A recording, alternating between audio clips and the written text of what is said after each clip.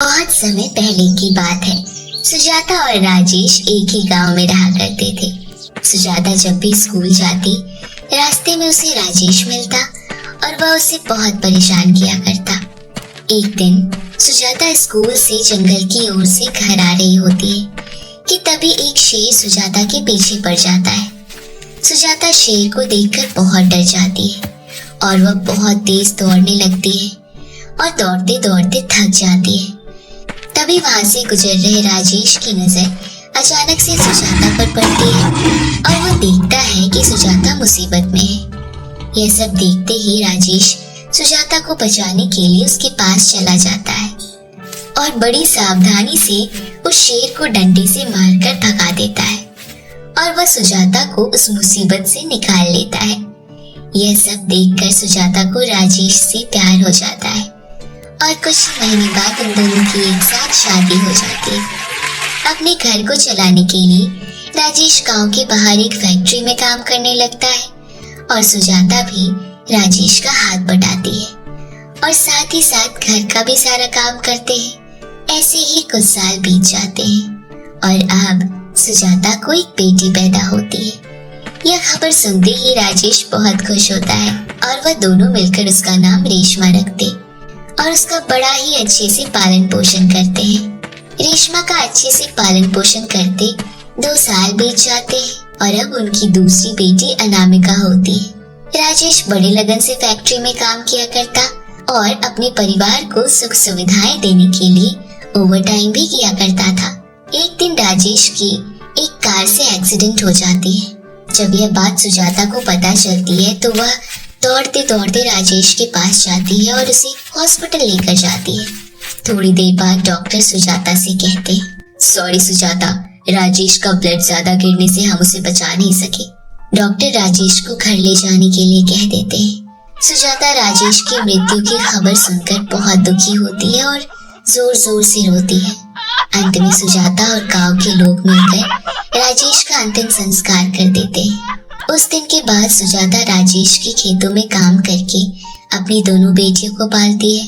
ऐसे ही कई साल बीत जाते हैं। अब रेशमा और अनामिका बड़ी हो चुकी थी। रेशमा और अनामिका के बड़े होने पर अपनी माँ की मदद करने के लिए कढ़ाई बुनाई का काम किया करते थे। एक दिन रेशमा की माँ की हार्ट अटैक से अचानक मृत्यु हो जाती है।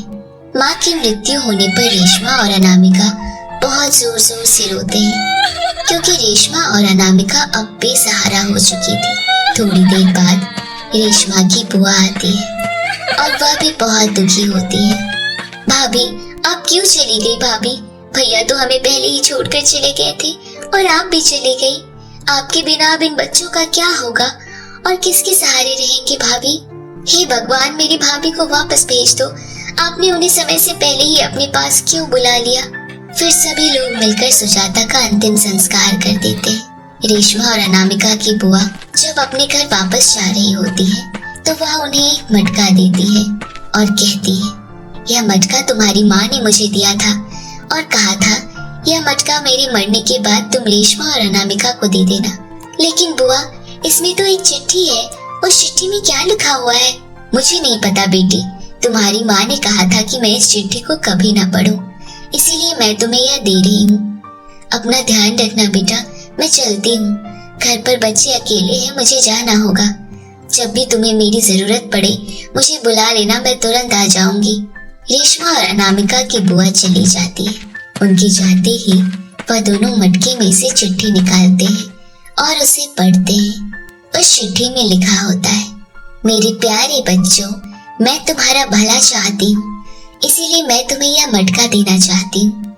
यह मटका जादुई मटका है। इसे तुम अपने खेत में जाकर गाड़ देना और अगले दिन जाकर उस मटके को निकाल लेना।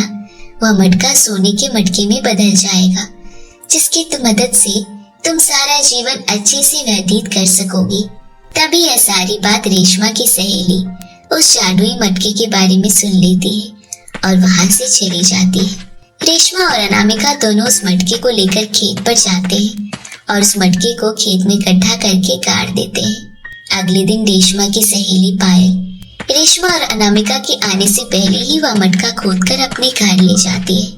जब रेशमा और अनामिका खेत पर मटके को लेने के लिए जाते हैं तो उन्हें वह मटका नहीं मिलता, क्योंकि रेशमा की सहेली उस मटके को वहां से पहले ही खुद कर ले जा चुकी होती है। तभी अनामिका कहती है, बुआ जी ने जो हमें मटका दिया था वह तो यहाँ पर नहीं है, फिर उस मटके को यहाँ से कौन ले गया? लगता है हमारी वह बात किसी ने सुन ली थी और वही हमारे इस मटके को लेकर चला गया है। दीदी, वह हमें जादुई मटका कैसे मिलेगा? तुम चिंता मत करो अनामिका, वह एक जादुई मटका था। तुम्हें याद है माँ ने बुआ से कहा था कि वह इस मटके की चिट्ठी को ना पढ़े, अगर उन्होंने पढ़ा तो अंजाम अच्छा नहीं होगा, इसीलिए वह हमारे पास खुद आ जाएगा। और वह दोनों अपने घर चले जाते। पायल जैसे ही उस मटके के अंदर अपना हाथ डालने की कोशिश करती है तो उसमें से बहुत सारे कीड़े मकोड़े आ जाते हैं और वह उसे काट लेते हैं। तभी पायल उस मटके को उसी जगह गाड़ आती है। अगले दिन रेशमा और अनामिका खेत पर मटके को दोबारा ढूंढने के लिए जाते हैं तो उन्हें मटका मिल जाता है। जैसे ही उस मटके को गड्ढे से निकालते हैं वह मटका चांदी का बन जाता है और जब वह उस मटके के अंदर थोड़ी सी मिट्टी डालते हैं तो वह मटका सोने का बन जाता है। अब वह दोनों मटके की मदद से जो कुछ भी मांगती उस मटके में अपने आप आ जाता। हे जादुई मटके, मुझे खाने के लिए भोजन दो। अनामिका के कहते ही उस मटके से स्वादिष्ट भोजन आ जाते हैं और वह दोनों बहनें मिलकर उसे खा लेती है। अब जब उन्हें पैसा चाहिए होते तो वह मटके की मदद से ले लेते और गरीबों में बांट देते। एक दिन रेशमा और अनामिका जब कुएं के पास पानी भरने जाती है तभी रास्ते में उन्हें पायल मिलती है और वह पायल से कहती है, अरे पायल, ये तुम्हारे हाथों में क्या हो गया है? ये खाना बनाते समय जल गया है क्या? पायल रेशमा को सारी बात सच सच बता देती है।